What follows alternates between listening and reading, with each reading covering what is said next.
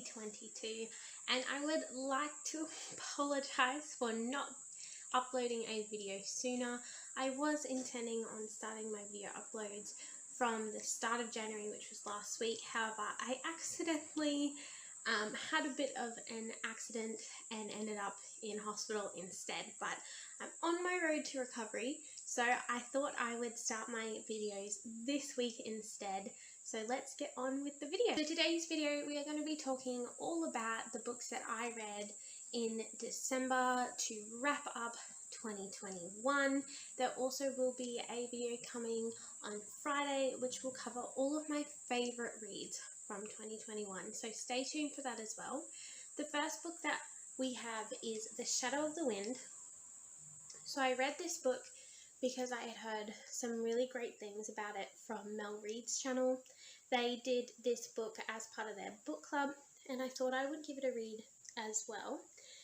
This book I didn't really know much about going into it, and it wasn't at all what I expected, so my rating probably suffered a little bit because of false expectations. But basically I ended up giving this book a 3.5 out of 5 stars.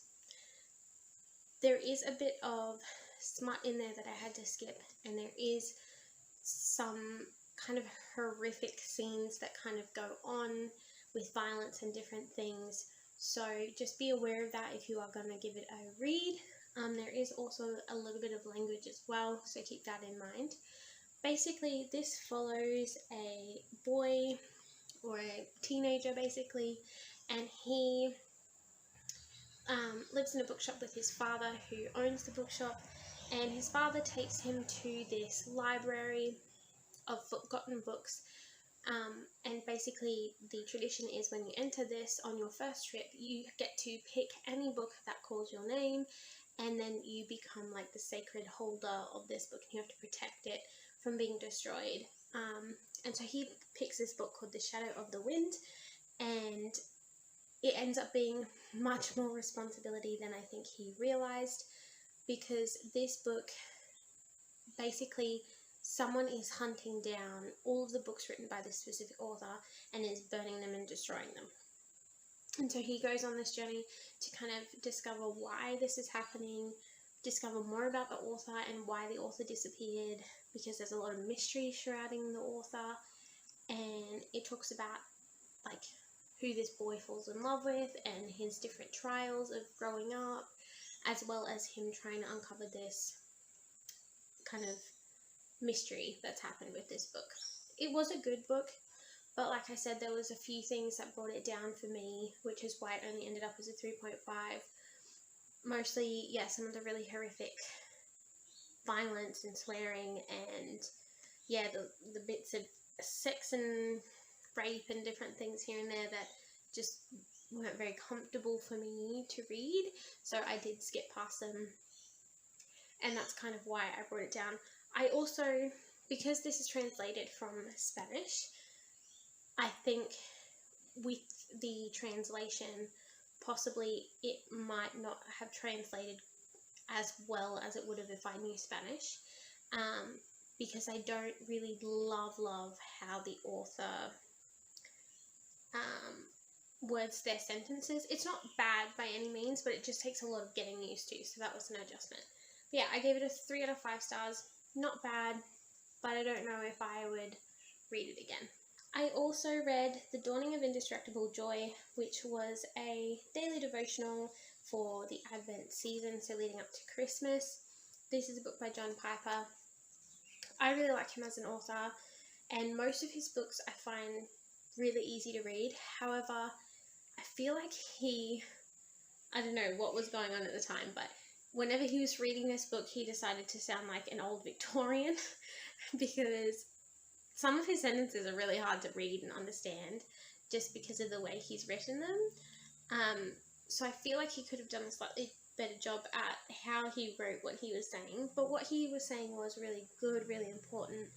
It basically each day kind of spoke about why we celebrate Christmas, why there is so much joy around Christmas, and how that kind of extends not only to the event of Christmas itself, but to God whole coming and becoming human and like laying his life down for us and all that. I thought it was really good. I especially liked, there's a little sermon at the end after you reach Christmas. You read Christmas and that's kind of the end of the devotions, but then they put in a bonus little sermon at the back, which I really, really loved. I thought it was very well written. I would probably give this a 3.5 out of 5 stars for a devotional, just because it was maybe a little too short. Like each day was one of these size pages kind of over the page, sort of thing. A couple of them were slightly longer, but they weren't super long, which if you only have time for a quick read, that's great, but I feel like I would have liked it to be a little bit more in-depth, that's all. But definitely a good book and a good way to end the year and a good way to ring in Christmas. I also read A Hunger for God, which is also by John Piper. This is a book all about fasting and a little bit about prayer. It says it's meant to be about fasting and prayer, but really it's about 99% about fasting, which I didn't know much about this book when I bought it and picked it up. I enjoyed this book, but I do feel like it could have been cut a bit shorter because there is a lot of repetition in it. I don't know if that's purposeful or not, but I do think some of the things that it says about fasting I had never thought about before. I'm not someone who really fasts all that much or is a regular faster or anything like that. It's always been something that I was never raised on doing it or anything like that. So I thought I'd give this a read to kind of, I don't know, learn more about it biblically as well, why it does have importance, at what stages in my life fasting will be most beneficial, and how my relationship with God is affected by fasting, and how there's actually a verse in the Bible, I can't remember what it is now, but it's in this book, and he talks about how Jesus actually says, when you leave you will fast. He basically words it in such a way that he just assumes that his disciples will do it because that's what he wants them to do. It's not even you need to make sure you're doing this. It's oh, I know you'll do this for me kind of thing. He's assuming they'll just do it out of love and practice and this longing for God, which I found so interesting because I feel like we get so hung up on when God makes a command and all of that, that we miss these subtle things that God says are necessary, but doesn't necessarily say it in a command way, so it kind of slips under the radar, if that makes sense.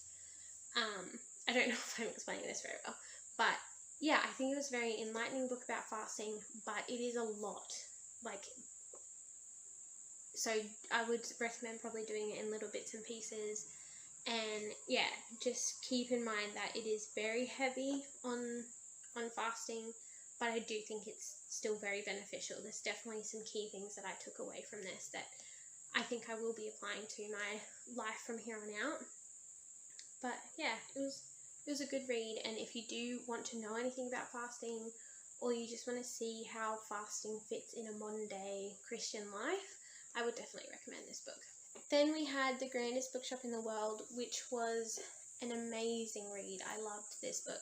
This is a 5 out of 5 stars for me. It is a middle grade book about a family who owns a bookshop arcade in Melbourne in the 1800s, and there's magic and there's games, and it is a wonderful, wonderful book.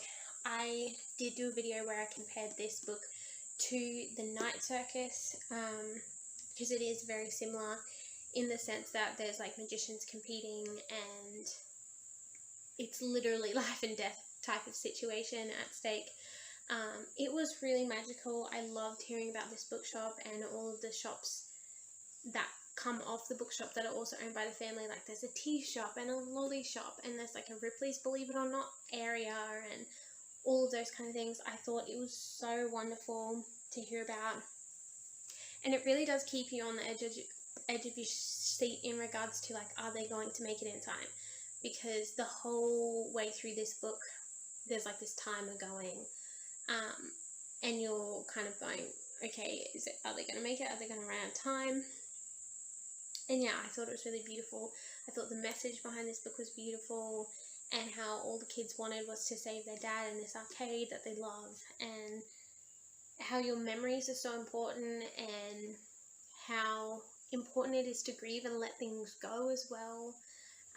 It touches on that, and yeah, I just thought it was a brilliant book. I definitely recommend this to everybody, especially if you do have teenage kids. I think reading this with them would be great, or letting them read this would be great. I loved this, and in no way, by this being a book for teenagers or kids or whatever, did it wreck the story for me in any way.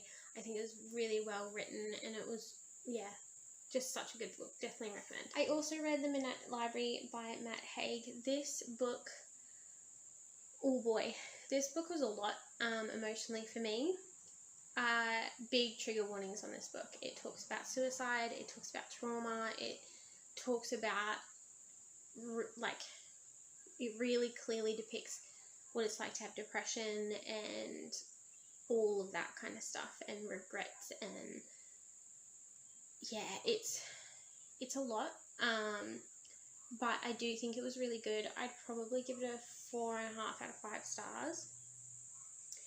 This book is basically about a girl who commits suicide, and instead of waking up in the afterlife, or like there being no afterlife kind of thing, she wakes up in this between worlds, which happens to be a library that is stuck in midnight. So the time is stuck in midnight, which is why she's in between these worlds. And she gets to go through these books in the library, which are actually alternate realities, basically, of her life. So if she made a different decision at some point, how it would change her whole life. And she's given the opportunity to read these other lives and live them. And if she likes the life, she gets to stay there.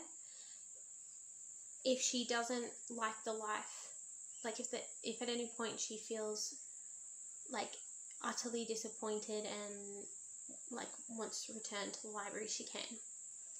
And it's about her kind of wrestling with her list of regrets that she had when she died, and her realizing that her life could have been different, and how different it could have been, and how just because it's different doesn't mean it's good.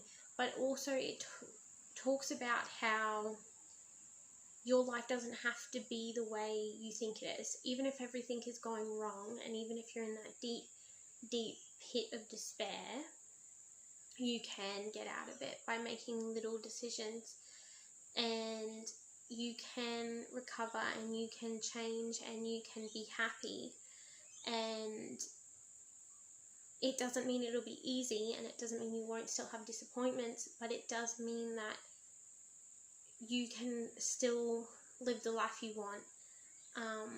You just have to be careful with your choices and bounce back from the bad choices that you make, and like even just about enjoying the little things. It's about all of that. So this was a very emotionally heavy book. So emotionally heavy, but it is a really brilliant book. I see why so many people talk about it. I think it would be an important book to read if you are someone who hasn't experienced mental health, and there are people in your lives who are experiencing it, because yeah, this book was a game changer, and it really does give you a really good understanding of what it's like to be in that situation. So I really recommend this book. We had 172 Hours on the Moon. Boy, was this book not what I expected. And not in a great way. I picked up this book. I got it specially sent from overseas because there's no copies of this in Australia. And I didn't love it. I didn't love it. It's probably a 3 out of 5 stars for me. Because I will kind of put, like, this is a little bit spoilery. So if you do want to read this book, don't listen to this bit, just skip to the next book. But this book, you read this whole thing, and from the minute they land on the moon, people start dying. Like, it's like full on. And then, like, they're not even there for like 24 hours, I don't think in the end. And you think that one of them makes it back, but it turns out she doesn't make it back. It's one of the doppelgangers from the moon, which are the bad people that are like these bad alien type of creature things. I don't really know how to explain them. That are perfect replicas of people, and they're like evil, like pure evil. And it's actually one of those that make it back, and then they start wreaking havoc on Earth, and that's like the end. Like, it was, I feel like it was a really good premise, but not necessarily a great execution, in the fact that it kind of builds up to you thinking that they've made it, like there's some shred of hope, and then there's absolutely none, and it's just not it wasn't a satisfying ending. It almost felt a bit like a waste to have read all of it just to find out that, like, absolutely nothing went right. Like, no one survived, no one is good, the Earth is doomed. Like, it's not even like there's like, at the end of the book too, you're just left with the doppelganger on Earth who started killing people. But, like, there's no implication that Earth will be able to overcome or anything. It's just like, you end the book and you're like, cool, the world's over. Great. Like, yeah, I don't know. I didn't love it, but it wasn't terrible. I definitely wouldn't read it again, and I don't think I recommend it to you guys.